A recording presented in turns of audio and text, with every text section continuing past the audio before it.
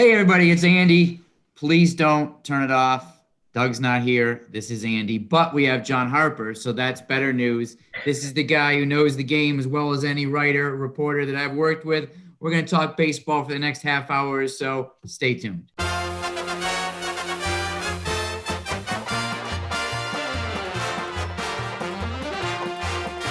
All right, welcome to Shea Anything. Doug Williams is at his villa on Lake Como for the next couple of days. John Harper is joining us. Reminder to subscribe to the Shea Anything podcast at Apple Podcasts, Spotify, or wherever you get your podcasts. John, do you want to hear some exciting news before we talk baseball? Always. Well, Shea Anything is now brought to you by Verizon. 5G built right for the Mets from the network more people rely on, only on Verizon. As a lowly writer and reporter, I would like some feedback on how I did with that read. That would normally be Doug's job. How was that? Yeah. Semi-professional? Sounds professional to me. And you guys must be doing something right. You're getting these big-time sponsors for this thing, huh? Look, I don't want to brag. Like I try to stay humble, at least publicly. But the interest in this podcast has been absolutely through the roof. And the internal analytics show it's mostly the ones that I appear on it. Doesn't have anything to do with Keith Hernandez being on, though, does it? Keith was famous, 35 years ago, but I'm kind of more tapped in now to what people feel and think. So I think it's about me. The younger crowd can relate to you. Okay, so we're going to talk about. It says let's start with the starters on the rundown. So we're going to do that. Stroman, DeGrom, Walker, Peterson, all impressive so far. Obviously, no surprise with DeGrom. Overall impressions of the Mets rotation, Harp, and then let's get into some specifics of the individual guys. What do you think of what you've seen so far? Yeah, a little better than expected overall, for sure, just because wasn't sure what to expect of Walker and didn't quite expect this level from Stroman. So it bodes well for what they can do as a group, especially since Carrasco hasn't pitched yet. And, you still have Syndergaard coming at some point. So especially with the Carrasco injury, I thought, they were going to have to do all they could to piece it together early, but this has been the strength of the team so far. So I think that's a great sign for this team. You think Stroman can keep this up? I mean, it's an all-star / Cy Young conversation pace. If anything like this continues, you seeing things that indicate it's sustainable? Yeah. I mean, this is not how he needs to pitch. He's just when he pitches with this kind of precision, with the sinker down and with movement, the slider down and away from righties with movement, and he throws that cutter now. And everything's got movement, and he's been locating when he can do that. It's kind of interesting because we know these days everybody wants to pitch up in the zone, take advantage of the launch angle swing, and he's proven you can still succeed down in the zone if you have the right movement and location. And although Rojas has made the point that he's expanded his repertoire and bet a little more north and south. He has thrown a four-seamer up occasionally, but it was kind of interesting after Sunday's game.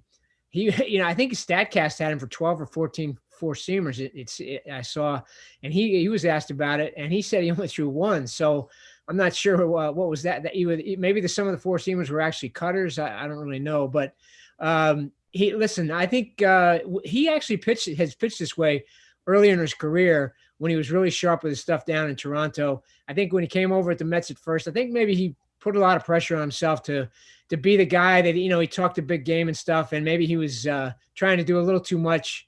Maybe he was thinking about strikeouts. And when he's down, he got 11 ground balls yesterday.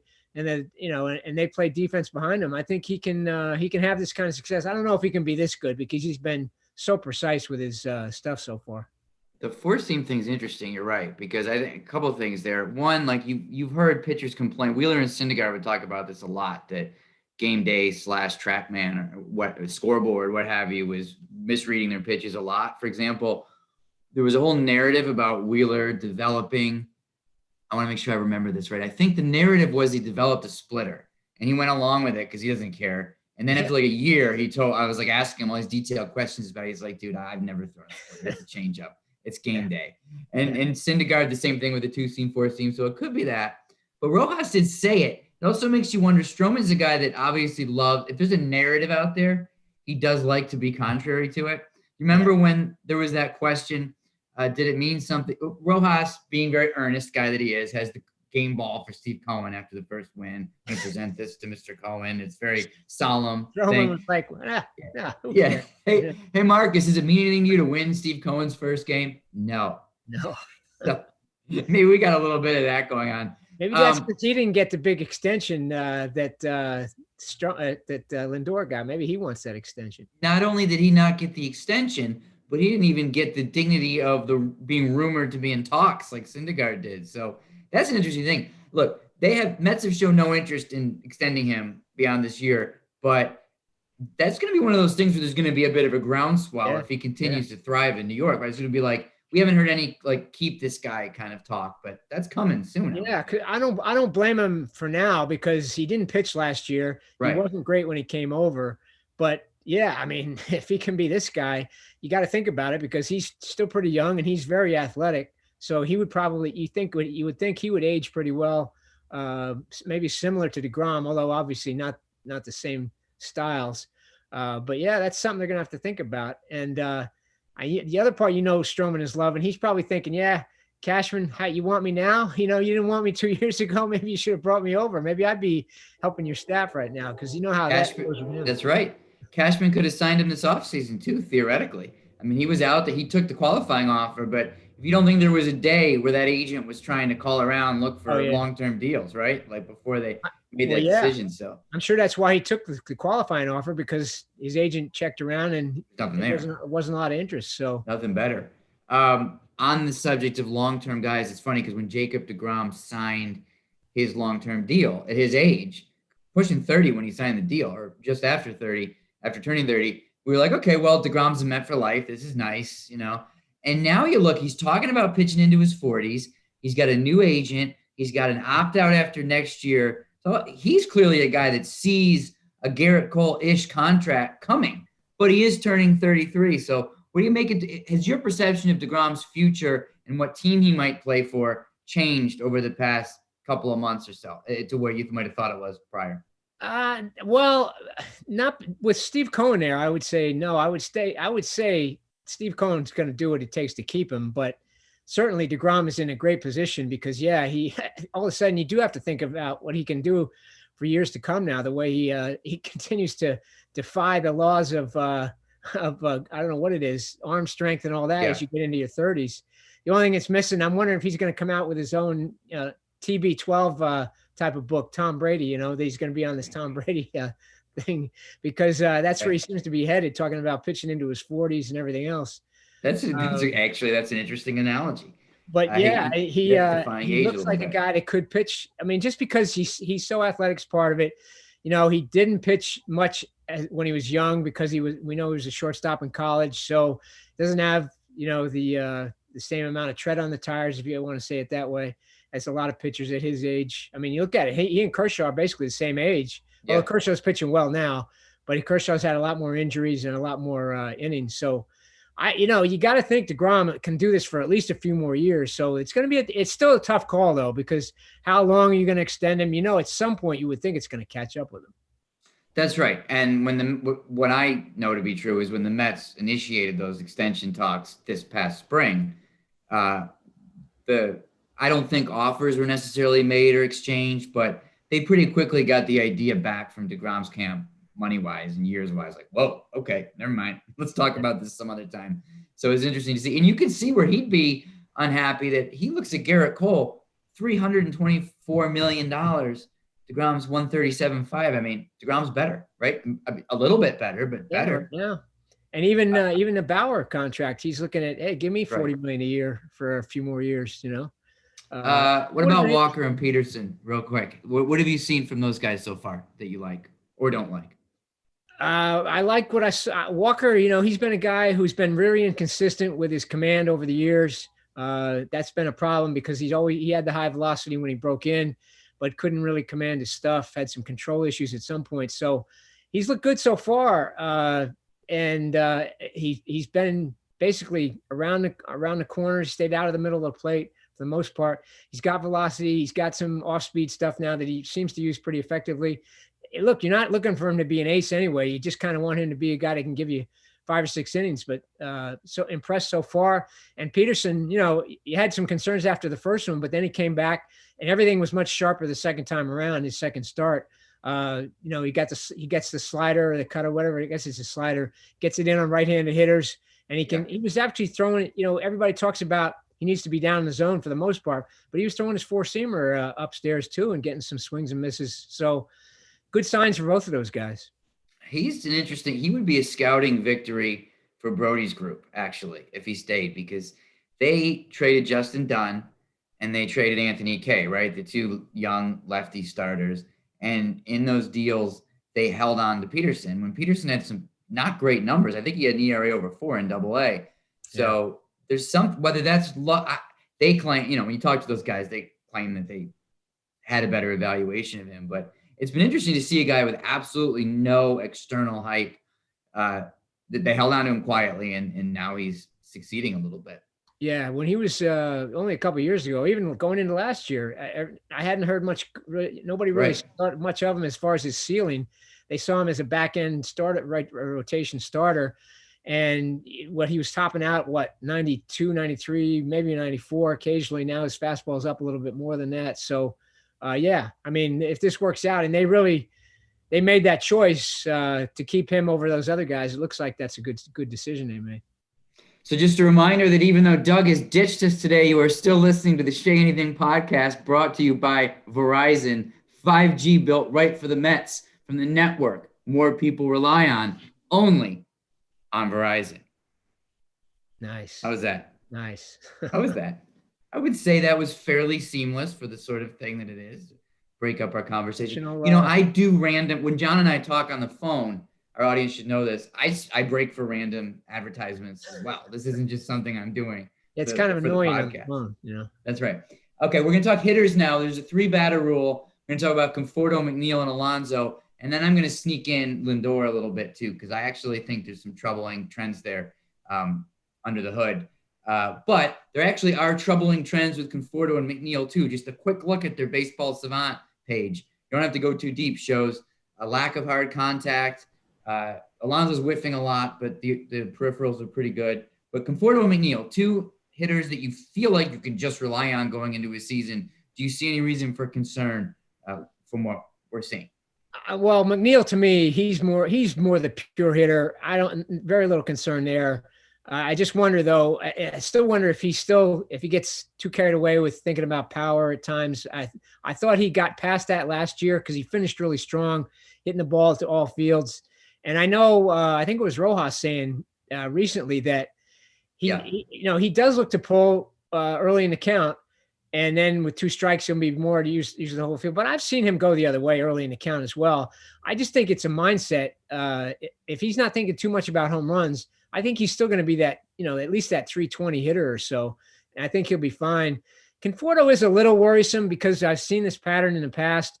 And I know Sunday he was talking about how, he started out, he wasn't getting his foot down in time. So his timing wasn't there. And we've seen him in the past. He looks like he gets caught in between, and that, not getting the foot down is kind of a classic sign of that. Gets caught in between fastball and breaking stuff and trying to pull too much. So he says he's worked on that. He looked better over the weekend in Colorado. He did. Hit some line drives, but he's still not really zoned in where he's driving the ball. So, he has throughout his career, he's been kind of an up and down guy. That's the one concern. I thought last year he took big strides toward becoming more of a complete hitter. He was taking the ball the other way. He was a better 2-strike hitter. He was just doing what he had to do to put the ball in play with 2 strikes and got some key hits that way and was still hitting for power. So I still think that will click in. But of the two, I'd be a little bit more concerned about him just because of his history there. You're not seeing anything troubling with Conforto on what seems to be the intent, like to what you were just referring to, right? Like, and Keith has talked about this many, many times through the years on the broadcast, but you have Conforto getting away from being the guy who was trying to pull, using all field, going up the middle, and how that was sort of the breakthrough in his career to make him less streaky. Now, you just mentioned, John, shortening up with 2 strikes, just trying to, hit the ball the other way or whatever. Seems like he's still trying to do that, right? We're not seeing him with extra launch in his swing or seeming like he's trying to pull too much or anything. It seems like it may be the mechanical stuff you're talking about. Do you agree with that? Yeah, I think he looks like maybe when he's not going well, he looks like he's trying to pull too much because he's caught in between, and he gets fooled on pitches.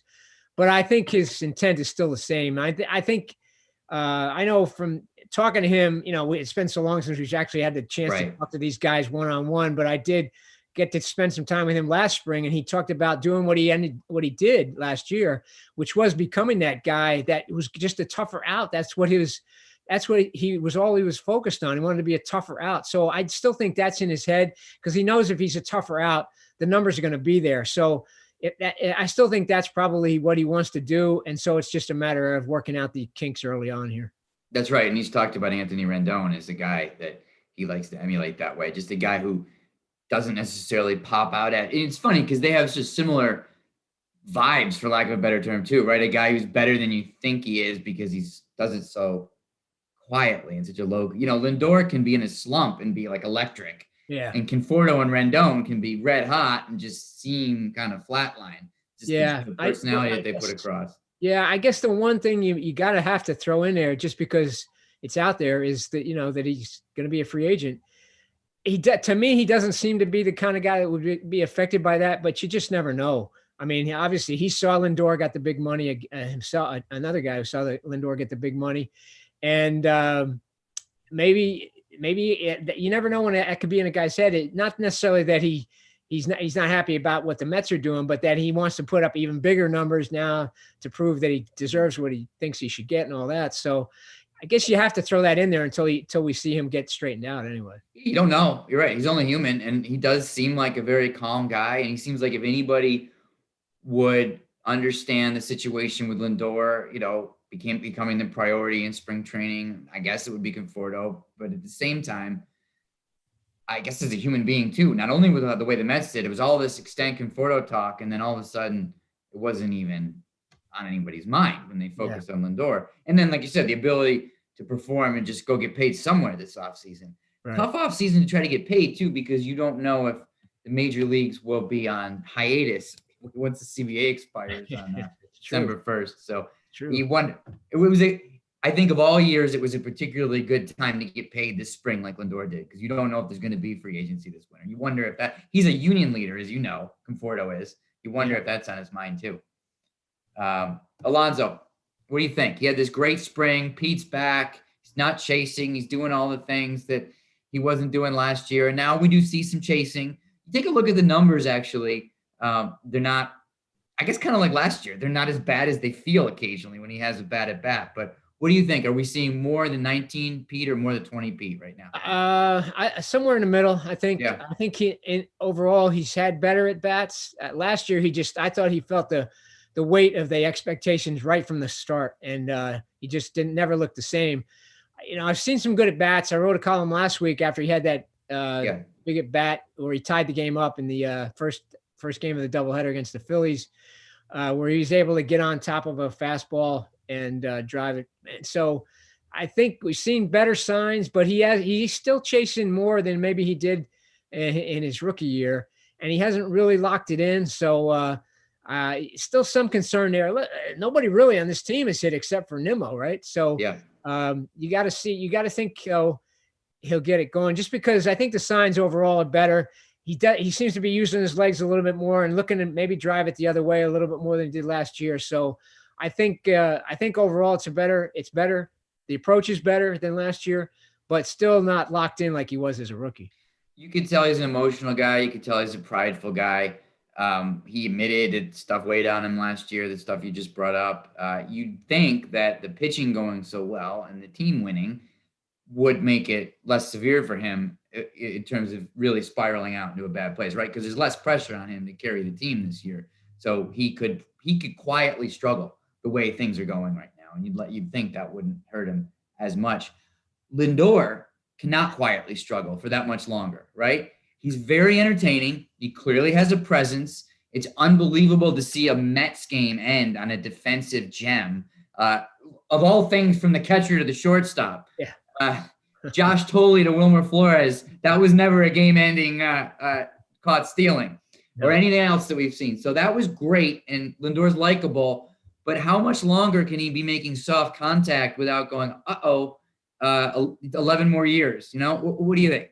Well, it's a good thing he signed. I'll say that, because he'd probably be hearing it a little more if he hadn't, because he has got off slowly. But he looked this. It's not necessarily the same, but he did look this way early in spring training as well. And then all of a sudden, bam, bam, bam, he's hitting the ball all over the place, hitting the ball out of the park. Because the thing I noticed in spring training is when he hits home runs, they look easy. He's got that easy swing. So the scouts call it easy power or whatever.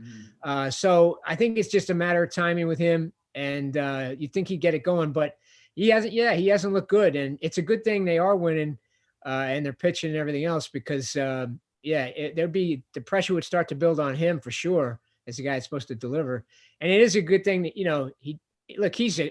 I really, me, I'm middle infielder at heart. That's and right. everything else. I love the way he plays. I tweeted about it last week that Keith made the point on the air. He had a good point. Is kind of, for all his flair, the way he plays the game and the orange and blue, different colored shoes and all that. He's as textbook fundamentally as you could be as a shortstop. Feels everything in front of him.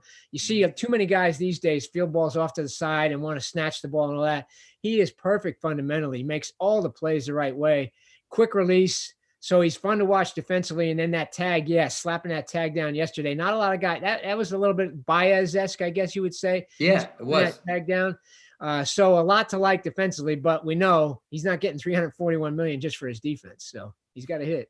No. If you're a defensive whiz shorts, Adeiny Echeverria, for example, never got $341 million. So look, I think, unfortunately, and it's an inconvenient topic for the Mets, because it was great that they signed him. The team's winning, team's clicking. He seems like a leader. But Lindor had a bad year last year at the plate. Yeah, he did. And I know he had the good spring, so you feel better about that. But the Yankees had a good spring too. How's that looking once the bell rung? So I don't know what you take from spring training. If you look at, I don't have them in front of me right now. I was trying to call him up. I looked him up to research the show, but Lindor's underlying numbers, he's in like the bottom 20th percentile with all those easy metrics to hard contact. He's not hitting the ball hard. Alonso, for example, has one of the highest levels of hits over 100 miles an hour so far this season. So that's one thing to hope for. Lindor is not hitting the ball hard at all. So, and then yesterday, Sunday, he took the last swing he took after he looked like he jammed something with his wrist or his hand or something. Took a real weak swing and popped out, and makes you wonder if something's going on there. He does, he can look bad because he's just kind of. In some ways, I hate to say it, but Beltran-esque in some ways, because everything looks easy for him when it's going right. But you know how that goes. Sometimes it looks like he isn't given 100% when that's just an appearance more than anything. But he does. He hasn't hit the ball hard, and last year he didn't have a good year. And one thing about I did remember looking this up. When he signed and then in the spring, he hasn't had great numbers, runners in scoring position, all that. And I looked it up only because that was a theme with the Mets last year. So he's got to prove that he can come through in the big time situations for them. A lot on his plate offensively. He's got to get to and do for them. Last thing I want to do is we run through a lot of the roster, but I haven't really heard your thoughts or read your thoughts too extensively yet this year on Rojas. I mean, we've talked a little about the opening day moves, and you've written a little about stuff like that. But you got to develop a manager who they're not going to extend. He's a lame duck. They're not going to pick up his option. They're going to see how he does. What do you think? Do you think this is somebody who's currently prepared to manage a championship caliber team in game based on what you've seen so far? Yeah, I want to see more just because last year, my only real, we talked about this. I was impressed with a lot that he did last year and the way he handled himself with the media.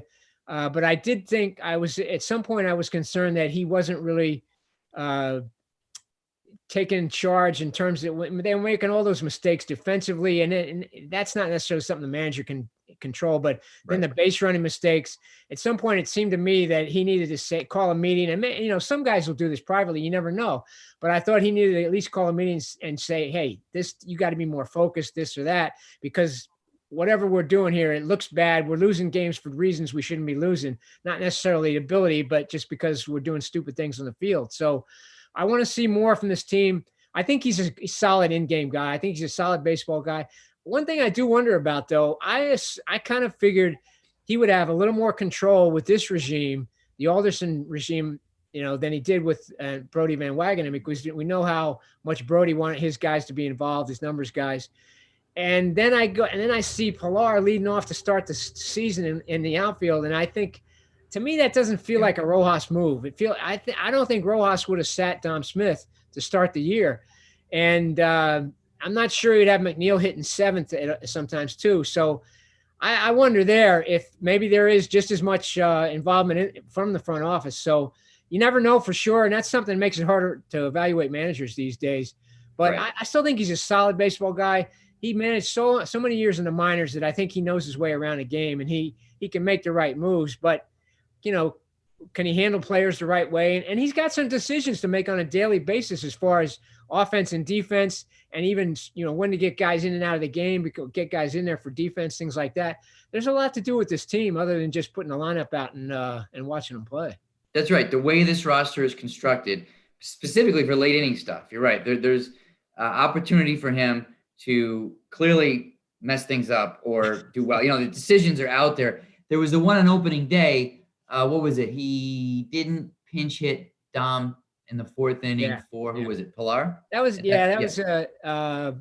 Pilar? Yeah, I think so. I believe so. So that was probably a mistake. But that was it. I can understand. That's a tough call. Fourth inning.